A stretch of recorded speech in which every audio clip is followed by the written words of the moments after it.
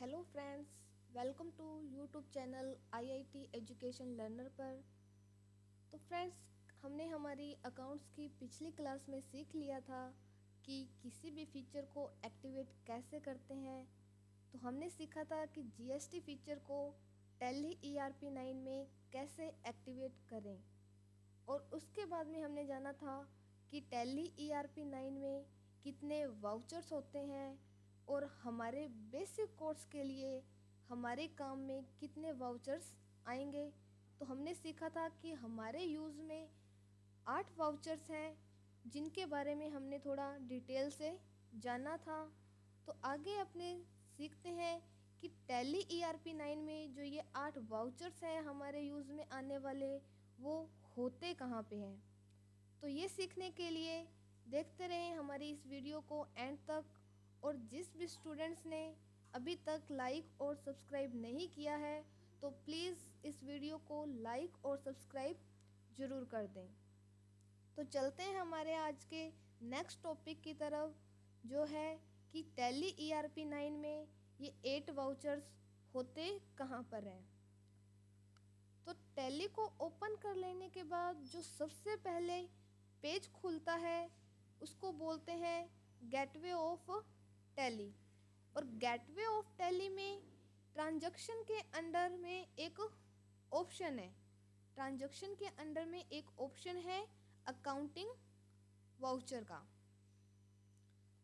तो accounting voucher जिसकी हम बात कर रहे हैं, तो सिंपली करना क्या है, अकाउंटिंग वाउचर में आकर के हमें एंटर प्रेस करना है, या फिर इसकी शॉर्टकट की है वी। आप कीबोर्ड में वी बटन का भी प्रेस कर सकते हैं, वी बटन भी यूज़ कर सकते हैं। तो जैसे ही आपने अकाउंटिंग वाउचर में जाने के लिए वी बटन प्रेस किया या अकाउंटिंग वाउचर में आकर एंटर बटन प्रेस करते हो, तो अभी हम अकाउंटिंग वाउचर में जाकर एंटर प्रेस करते हैं। तो जैसे ही हमने एंटर प्रेस किया तो हमारे सामने आप देख सकते हो कि एक न्यू पेज ओपन हो जाता है। अब जो पेज ओपन हुआ है इसे बोलते हैं वाउचर। ये कौन सा वाउचर है, इसके लिए आप ऊपर देख सकते हैं, यहाँ पर लिखा हुआ है पेमेंट। यानी कि अभी जो वाउचर खुला है वो है पेमेंट वाउचर। ये हमारा पेमेंट का वाउचर है जिसमें हम पेमेंट की कोई भी एंट्री कर सकते हैं। बाकी के वाउचर की डिटेल आप यहाँ साइड में फंक्शन बार में देख सकते हैं। सबसे पहले लिखा हुआ है कॉन्ट्रा वाउचर जिसकी शॉर्टकट की है F4। उसके बाद में है पेमेंट वाउचर जिसकी शॉर्टकट की है F5। पर अभी क्या है, ये डिसेबल है क्योंकि ये वाउचर हमने ऑलरेडी ओपन किया हुआ है, इसलिए ये अभी डिसेबल है। नेक्स्ट वाउचर आता है हमारा रिसिप्ट का जिसकी शॉर्टकट की है F6। उसके बाद में जनरल वाउचर है, नेक्स्ट F8 सेल्स वाउचर। उसके बाद में आता है हमारा क्रेडिट नोट जिसकी शॉर्टकट की आपको बताई गई थी Ctrl+F8। ये भी यहाँ पर डिसेबल है। जैसा कि मैंने आपको पहले ही बता दिया था कि टैली ERP9 में कई ऐसे फीचर्स होते हैं जिन्हें ज़रूरत के हिसाब से हम एक्टिवेट कर सकते हैं। तो क्रेडिट नोट और डेबिट नोट ये भी एक ऐसे फीचर्स हैं जिन्हें हमें पहले एक्टिवेट करना होगा, क्योंकि आप देख ही सकते हो कि ये यहाँ पे अभी डिसेबल है, इनको हमें पहले एक्टिवेट करना होगा। तो उसके बाद में आप देख सकते हैं F9 परचेज का वाउचर। तो जितने भी वाउचर्स की डिटेल है वो सब यहाँ पर हमें दिए हुए हैं और उन सब की शॉर्टकट की भी हमें दी हुई है। तो अब सिंपली मान लीजिए मुझे रिसिप्ट का वाउचर ओपन करना है, तो रिसिप्ट का वाउचर ओपन करने के लिए आप देख ही सकते हैं कि या तो हम रिसिप्ट पर क्लिक कर सकते हैं या फिर इसकी जो हमें शॉर्टकट की दी है हम उसका भी यूज़ कर सकते हैं। तो रिसिप्ट का वाउचर ओपन करने की शॉर्टकट की है F6। अगर आप इस शॉर्टकट की का यूज़ करना चाहते हो तो अपने कीबोर्ड में जो फंक्शन बटन है F6 उसको भी आप प्रेस कर सकते हो, या फिर रिसिप्ट पर आप क्लिक करके भी इस वाउचर को आप ओपन कर सकते हो। तो मैंने जैसे F6 प्रेस किया तो हमारे सामने आप ऊपर अभी देख ही सकते हैं कि रिसिप्ट का वाउचर ओपन हो चुका है। इसमें आप रिसिप्ट की कोई भी एंट्री है वो डाल सकते हो। तो मान लीजिए अगर मुझे सेल की एंट्री करनी है तो हम सेल्स का वाउचर ओपन करेंगे, और अगर हमें पेमेंट की एंट्री करनी है तो हम पेमेंट की एंट्री करेंगे। उसके लिए पेमेंट का वाउचर ओपन करेंगे। तो फंक्शन बार में सभी एंट्री के लिए उनके वाउचर दिए हुए हैं, उसका हम यूज़ कर सकते हैं, या फिर हम उनके लिए उनकी शॉर्टकट की का भी यूज़ कर सकते हैं। तो जो भी हमें वाउचर ओपन करना है उस पर हम क्लिक करते हैं तो हमारे सामने वो वाउचर ओपन हो जाएगा। तो ये होते हैं वाउचर्स। और टैली ERP9 में वाउचर्स यहाँ पर होते हैं जिन्हें ज़रूरत के हिसाब से हम उन वाउचर्स का यूज़ कर सकते हैं। तो नेक्स्ट हमारा टॉपिक आता है कि what are ledgers and groups in Tally ERP9। तो देखिए पिछले टॉपिक में हमने वाउचर के बारे में जान लिया है कि टैली ERP9 में वाउचर कहाँ पर होते हैं और उनको किस तरह से ओपन किया जाता है। अगला हमारा नेक्स्ट टॉपिक है कि टैली ERP9 में लेज़र और ग्रुप क्या होते हैं और उनका क्या यूज़ होता है। तो वो हम सीखेंगे हमारे आज के इस टॉपिक में। तो यहाँ से शुरू होता है हमारा अगला topic, what are ledger and groups in Tally ERP9। तो टैली ERP9 में लेज़र क्या होते हैं और उनका कहाँ और क्या यूज़ होता है, और साथ में ग्रुप के बारे में भी जानेंगे। तो जैसा कि हमने पिछले टॉपिक में वाउचर्स के बारे में सीखा था कि ऐसी प्रति या ऐसा पेज जिस पर कुछ लिखा होता है उसे वाउचर कहते हैं। तो चलते हैं वापस पुराने टाइम में और एक वाउचर उठाते हैं जिसमें जो भी उधार माल बेचा जाता था उसको लिखा जाता था। तो मान लीजिए वो उधारी की एक वाउचर है या उधारी का एक रजिस्टर है।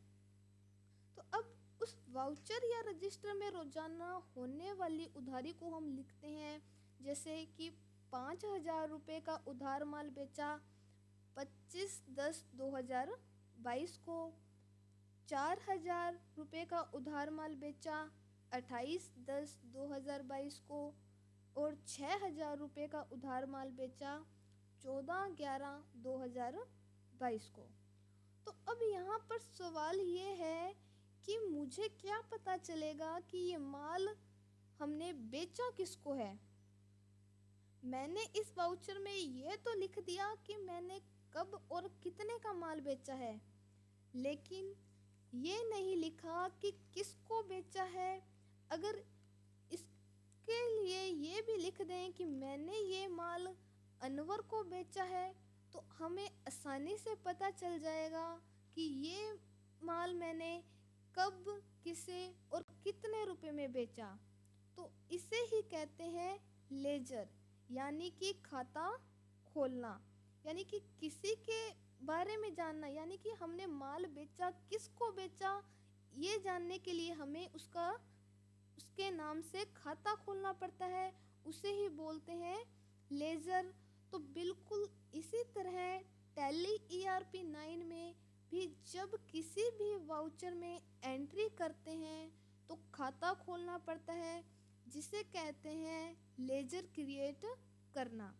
अब मान लीजिए मैंने टैली में एक एंट्री करनी है कि अनवर को 25/10/2022 को 5,000 रुपये उधार माल बेचा।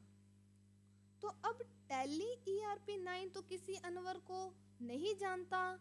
आपको टैली को बताना पड़ेगा कि अनवर कौन है। उसके लिए आपको अनवर का एक लेजर क्रिएट करना पड़ेगा, यानी कि उसके नाम का एक खाता खोलना पड़ेगा। तो टैली ERP9 में कब और कहाँ पर लेजर बनाया जाता है वो हम आगे के चैप्टर में सीखेंगे। लेकिन जब भी टैली ERP9 में कोई भी नया लेजर बनाया जाता है तब उसे एक ग्रुप में डालना पड़ता है। अब ये ग्रुप क्या होता है ये सीखेंगे। तो जैसा कि हमें नाम से ही पता चल रहा है कि ग्रुप यानी कि एक समूह, तो ग्रुप को मैं आपको एक एग्जाम्पल के द्वारा क्लियरली समझा देती हूँ कि मान लीजिए कि आपके सामने 3 अलग अलग समूह के लोग हैं। जैसे कि एग्जाम्पल के लिए हमारे पास 3 समूह के लोग हैं, पहले A समूह के, दूसरा B समूह के और तीसरा C समूह के लोग। इन तीनों ही समूहों के 20-20 लोग हैं, पर अगर वो सभी लोग एक साथ मिलकर खड़े हैं तो हमें पता क्या चलेगा कि कौन सा लोग कौन से समूह से हैं। तो मैं आपसे पूछती हूँ कि ये कौन से समूह के लोग हैं, तो हमें क्या एक एक करके बताना पड़ेगा कि ये पहले समूह का है, ये दूसरे समूह का है, यानी कि सभी लोगों को हम एक एक करके अलग अलग समूह में डालेंगे। पर मान लो अगर वो सभी लोग अपने अपने समूह में बटे हुए हैं, पहले से ही वो अलग अलग हैं, यानी कि 20 लोग जो A समूह के हैं वो एक तरफ खड़े हैं, B समूह वाले एक तरफ हैं और C समूह वाले एक तरफ हैं, तो हमें क्या आसानी से पता चल जाएगा कि कौन से समूह का है। तो ये होता है ग्रुप और ग्रुप का फ़ायदा। तो बिल्कुल इसी तरह टैली ERP9 में ग्रुप का यूज़ होता है। तो अब व्यापार में कुछ लोग ऐसे होते हैं जो हमसे उधार माल लेकर जाते हैं, या फिर हम किसी से उधार माल लेकर आते हैं। कुछ खर्चे भी होते हैं और कुछ इनकम भी होती है। तो इन्हीं सभी अलग अलग व्यवहार को अलग अलग रखने के लिए उनके नेचर के हिसाब से टैली ERP9 में अलग अलग ग्रुप होते हैं। फॉर एग्जाम्पल, जो मुझसे उधार माल लेकर जाता है वो मेरा देनदार हुआ। उसी तरह अगर मैं किसी से उधार माल लेकर आती हूँ तो वो मेरा लेनदार है। तो ये दोनों अलग अलग ग्रुप हैं। एक लेनदार है जिसे टैली ERP9 में सैंड्री क्रेडिटर कहते हैं, और दूसरा जो हमारा देनदार है उसे सैंड्री डेबिटर कहते हैं। तो इस प्रकार टैली ERP9 में और भी ग्रुप हैं। जब भी हम कोई नया लेजर बनाएंगे तो उसको एक ग्रुप में डालना कंपलसरी है, और एक सही ग्रुप की पहचान करना भी बहुत ज़रूरी है। यानी हमने देनदार को लेनदार के ग्रुप में डाल दिया और लेनदार को देनदार के ग्रुप में डाल दिया तो हमारी अकाउंटिंग का काम है वो बिगड़ जाएगा। इसलिए एक सही ग्रुप की भी पहचान बहुत ज़रूरी है। तो अब टैली में ग्रुप कहाँ होते हैं और उनका क्या यूज़ होता है और कितने ग्रुप होते हैं और कौन से लेज़र में कौन से ग्रुप को लेना पड़ता है, ये हम जैसे जैसे कोर्स की तरफ बढ़ेंगे तब 1 बाय 1 एक एक कर ग्रुप को हम सीखते रहेंगे। तो मिलते हैं हमारी अगली क्लास में।